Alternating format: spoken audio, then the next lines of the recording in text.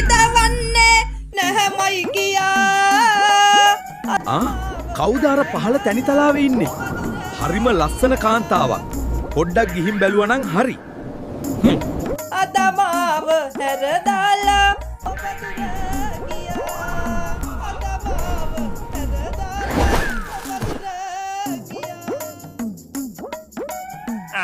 මේ මොකද්ද නම එහෙම?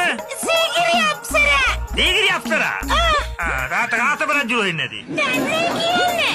උපෙන්න සාජිකන තාත්තගේ නම තියෙන සෝම්පාල කියලා. එහෙමද?